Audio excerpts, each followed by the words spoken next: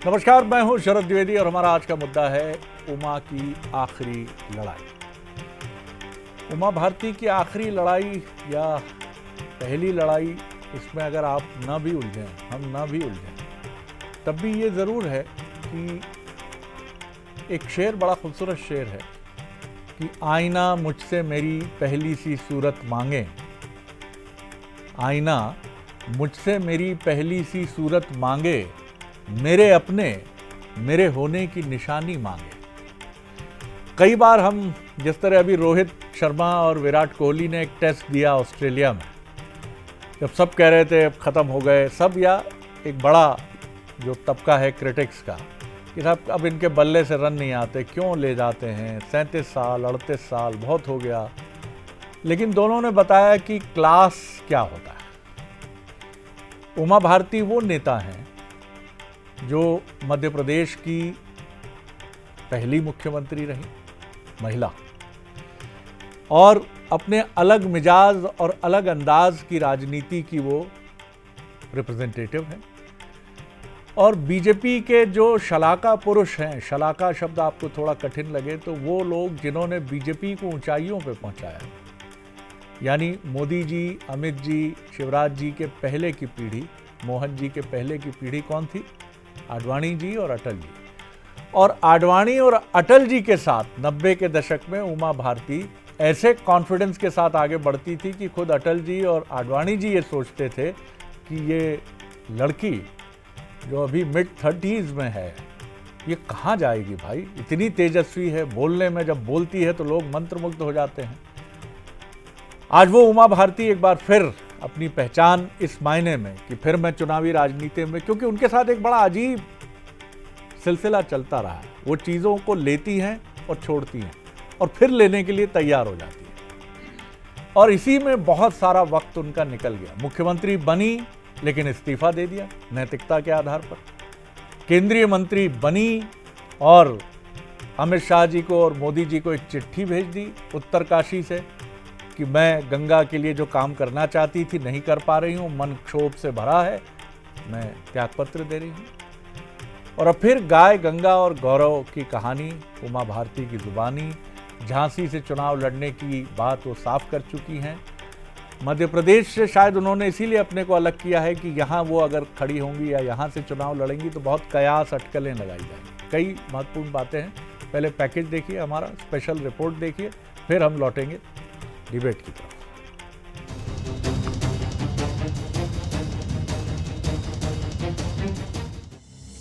मध्य प्रदेश की पूर्व मुख्यमंत्री उमा भारती फिर से झांसी की रानी बनकर राजनीति की दुनिया में रोशन होना चाहती हैं।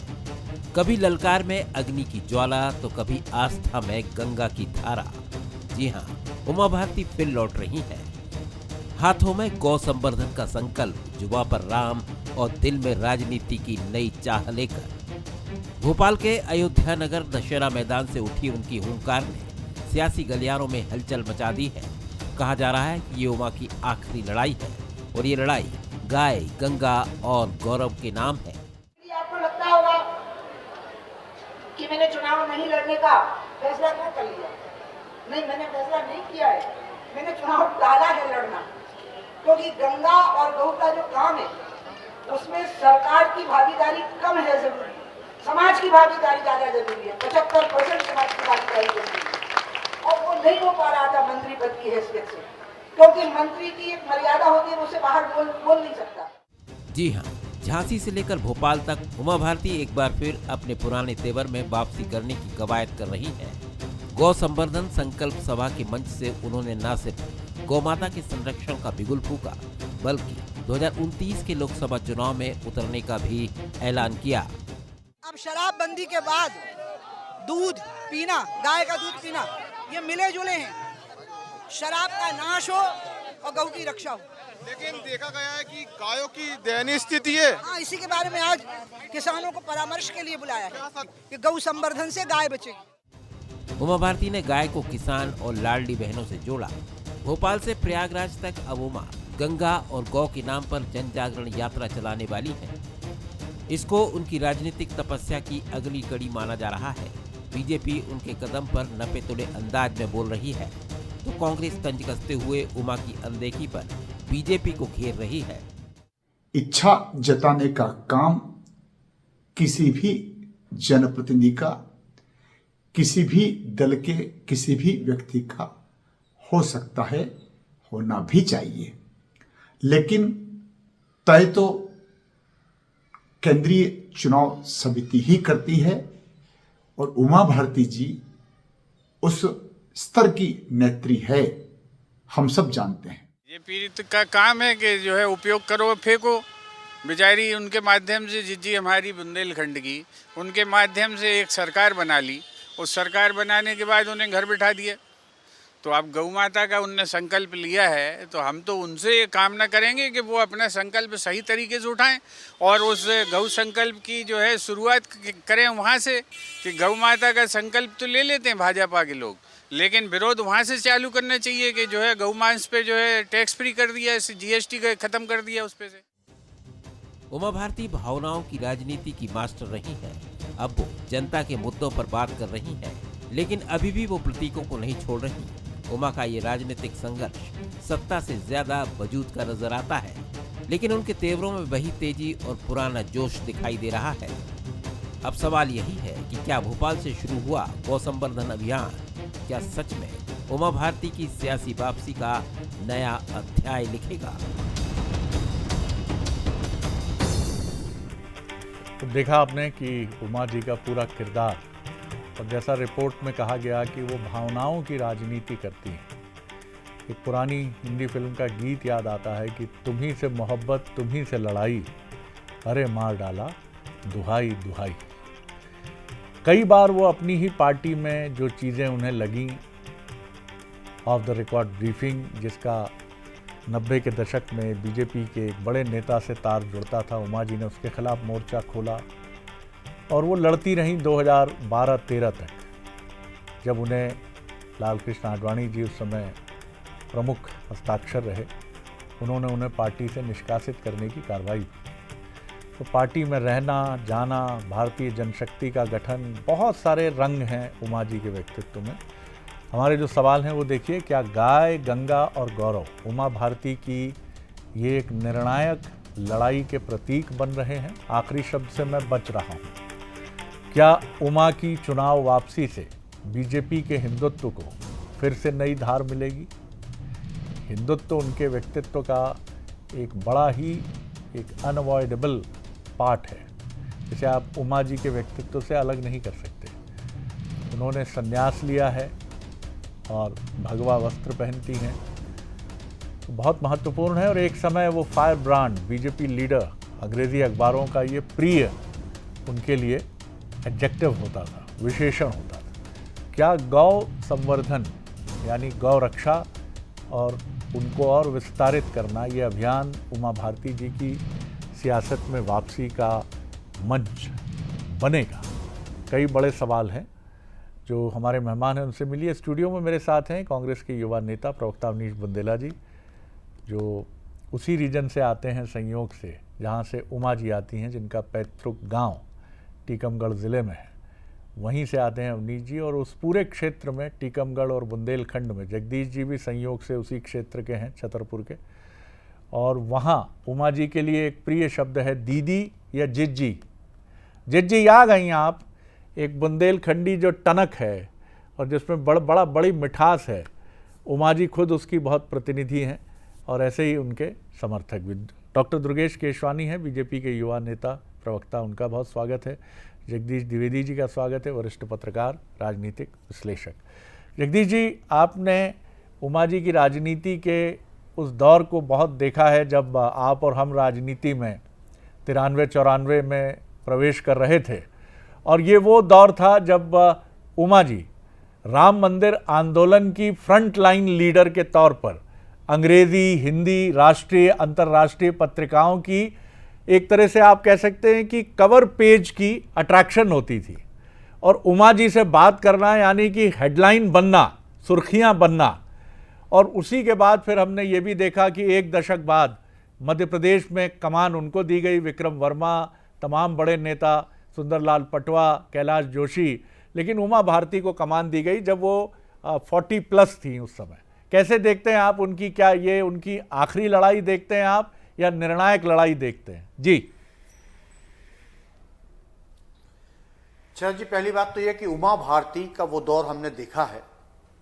निश्चित रूप से आपने सही कहा कि फायर ब्रांड नेत्री थी और चमक थी, और वो चमक शरद जी मैंने 2003 के चुनाव के दौरान उनकी देखी। मैं एक वाक्य आपको सुना रहा हूं 1 मिनट के अंदर, कि भिंड में डॉक्टर मुरली मनोहर जोशी की सभा थी, शाम को 6 बजे में चुनावी कवरेज पे था जी, और उस सभा में बमुश्किल 2500 लोग थे, और रात में 11 बजे उमा भारती वहां पहुंचती हैं और उस सभा में 20,000 लोग होते हैं।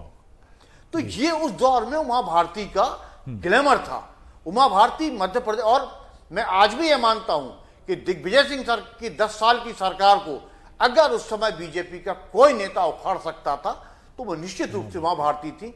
लेकिन समय के साथ शरद जी चीजें बदल जाती हैं, अब ना तो वो दौर रहा, और मेरा मानना बिल्कुल सही है कि आपके अभी जो विश्लेषण में था, उमा भारती अब खंदक की लड़ाई लड़ रही है, अस्तित्व की लड़ाई लड़ रही है। बीजेपी में अब बहुत कुछ बदल चुका है। जैसे मसलन आप गाय की बात करें, गाय की बात अब बीजेपी के समर्थकों को और लोगों को बहुत ज्यादा आंदोलित कर पाएगी, मैं नहीं मानता। इसलिए कि सरकार, बीजेपी की मध्य प्रदेश की सरकार को आप देखें, मुख्यमंत्री मोहन यादव लगातार गायों की बात कर रहे हैं, बहुत सारी घोषणाएं उनकी गायों को लेकर हैं।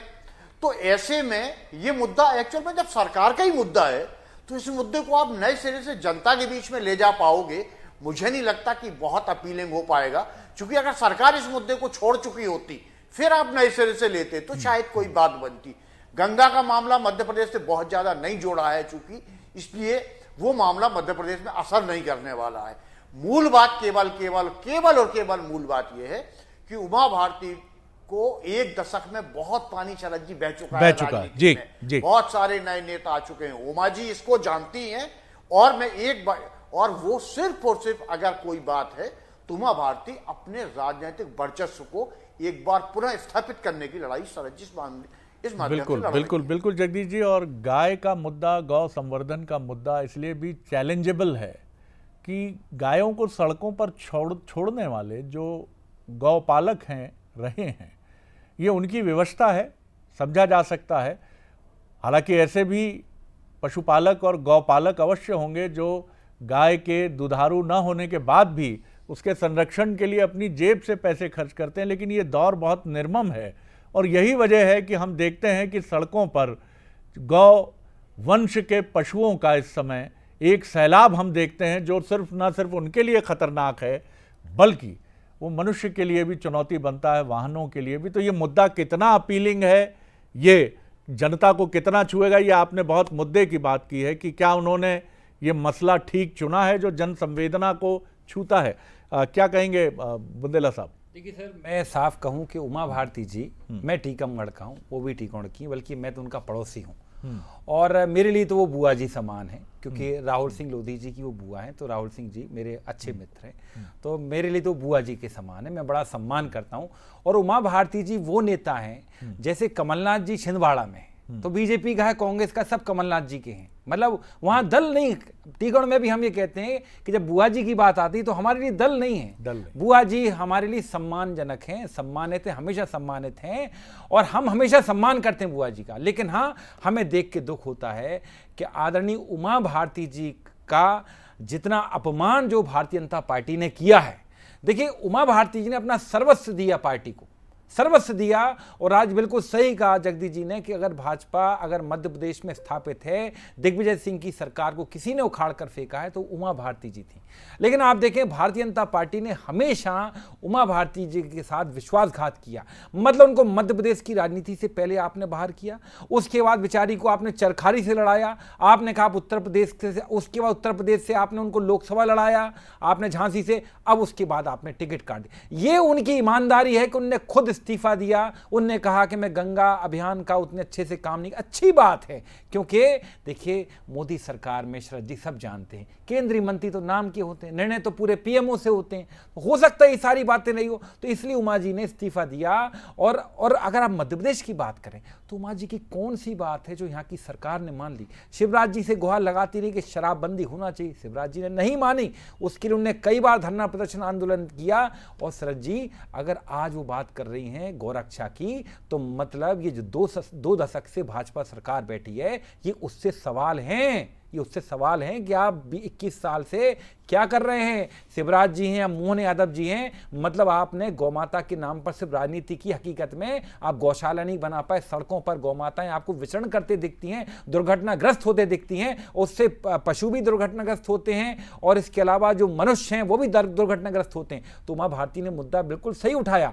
और मैं एक बात बोलूं, गंगा की बात है, मध्य प्रदेश की गंगा जीवन दायिनी साहब नर्मदा जी है। मतलब आप देखिएगा, मैं पक्का मानता हूं इस बात को कि आदरणीय बुआ जी के निश्चित तौर पर शब्दकोश में आगे जाकर यह बात भी आएगी कि मध्य प्रदेश की गंगा यानी नर्मदा मैया की क्या स्थिति है, मतलब किस तरह से उसमें से खनन किया जा रहा है, अवैध खनन किया जा रहा है। तो हम तो शरद जी इतना कहेंगे कि आदरणीय बुआ जी का, ठीक है वो किसी भी दल की हों, लेकिन हमें उनकी ये दुर्दशा, ऐसी स्थिति देख के शरद जी बहुत तकलीफ होती है, बहुत तकलीफ होती है। और मैं तो आपके चैनल के माध्यम से बुआ जी को प्रणाम करता हूं। बुआ जी आप किसी भी दल की रहें, लेकिन मेरे लिए आप बुआ समान हैं।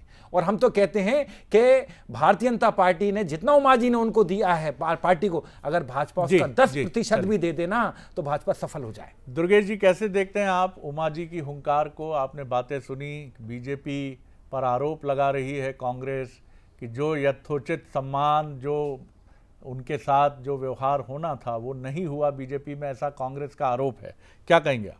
जी देखिए शरद जी, दीदी उमाश्री भारती जी वरिष्ठ नेत्री और निश्चित रूप से उन्होंने हम जैसे लाखों कार्यकर्ताओं को पढ़ने का काम किया और निश्चित ही वो भी, कांग्रेस भी इस बात को स्वीकार कर रही है कि दिग्विजय सिंह की सरकार के समय दीदी ने निश्चित रूप से जो पार्टी ने उनसे अपेक्षा की थी उस पर वो खरी उतरी। भारतीय जनता पार्टी संगठन आधारित दल है, कार्यकर्ता हमारे लिए सर्वोपरि है और कार्यकर्ता हमारी पार्टी की रीढ़ की हड्डी है।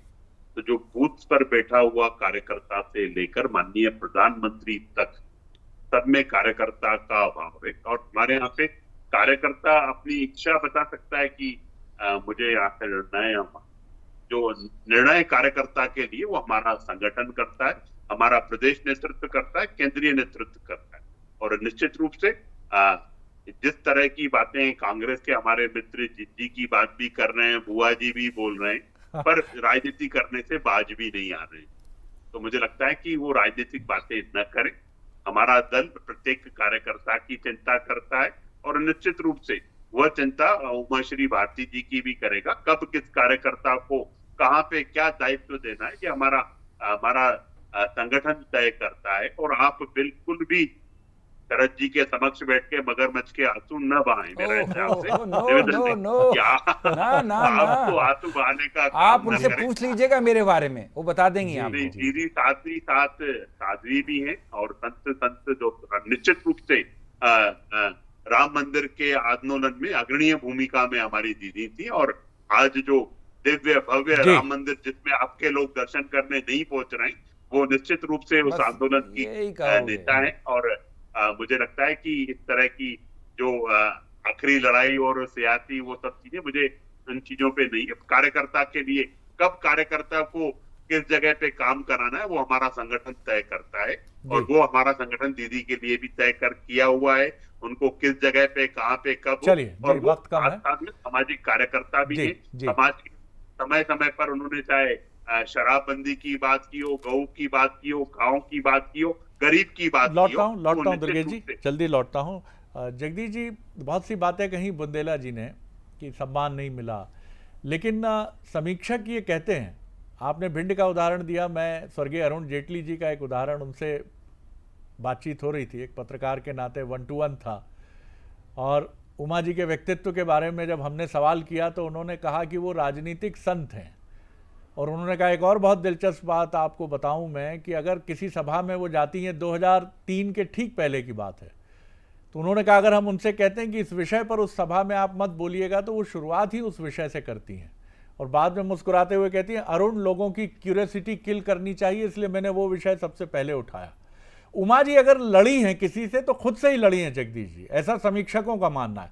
2004 में जब उन्होंने इस्तीफा दिया तो शायद 2000 में ये परंपरा नहीं थी कि मुख्यमंत्री नैतिक आधार पर या हुबली में तिरंगा फहराने के किसी मामले पर पद छोड़ दे, और पद छोड़ दे ये ऐसा एक प्रतिमान था। और राजनीति में जहां कुर्सी नहीं छोड़ी जाती है वहां उमा जी ने शायद अपने राजनीतिक जीवन की एक बड़ी गलती की थी, तो वो खुद ही से लड़ती रही हैं।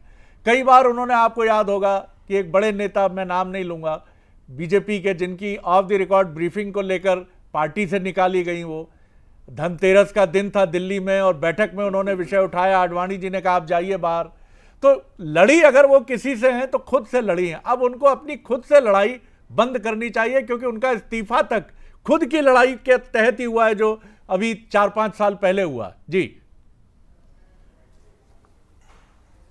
एक तो शरद जी आपकी बातों से मैं सहमत हूं। उमा जी का हमेशा राजनीतिक रूप से जो उनके निर्णय रहे हैं, वो मुझे जो लगता है इतना राजनीतिक रूप से उनके जितने निर्णय रहे, वो उन निर्णयों को देख के बिल्कुल सीधा लगता है कि अस्थिर चित्त से जब से निर्णय वो लिए गए, उनमें बहुत गहन सोच नहीं थी, तात्कालिक भाव, तात्कालिक जो भी उनको लगा उस आधार पर निर्णय लिए।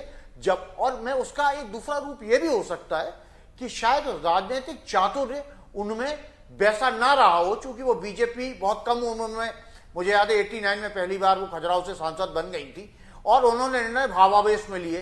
राजनीति अब बहुत चतुरता का काम है, राजनीति बहुत पेशेंस का काम है, जो शायद जितना मैंने उनको देखा है, वो शायद उस पेशेंस को रखने में कहीं ना कहीं कमजोर रह गई और कई बार उन्होंने खुद को अपनी अपेक्षाओं से ज्यादा शायद तोला। ये भी एक बात है, क्योंकि बीजेपी एक ऐसा संगठन है जिसमें आप ये मान के चलिए कि व्यक्ति बड़ा होता ही नहीं है, कोई कितना भी बड़ा व्यक्ति हो, संगठन सबसे बड़ा होता है। इसका उदाहरण उन्होंने, और हम और आप वहां थे उस बीजेपी दफ्तर में जब उन्होंने शिवराज जी के मुख्यमंत्री बनने का विरोध किया था और उन्होंने उन लोगों से अपने साथ चलने को कहा था और 35 लोग खड़े हुए थे और जब वो बाहर आई थी तो 5 लोग नहीं बचे थे। 5 नहीं बचे। तो बीजेपी संगठन से चलता है, यहाँ व्यक्ति से नहीं चलता। और कोई भी राजनीतिक दल हो, राजनीतिक दल ये सिखाता है कि व्यक्ति महत्वपूर्ण नहीं होता, राजनीतिक दल से व्यक्ति होता है, व्यक्ति से राजनीतिक दल नहीं होते। उमा जी शायद कहीं ना कहीं ये गलती कर बैठी जो उन्हें भारी पड़ी। जगदीश जी की बात में ऐड कर दूंगा, उस दिन उमा जी के साथ सिर्फ 5 लोग बाहर आए थे और दुख इस बात का है कि आदरणीय उमा भारती जी को भाजपा के एक नेता ने धक्का देके बाहर निकाला था। इस चीज की तकलीफ है, भारतीय जनता पार्टी ने यहाँ उमा भारती जी के साथ ऐसा कोई इंसिडेंट नहीं हुआ। देखिए ये सर ऐसा नहीं हुआ उमा जी की। और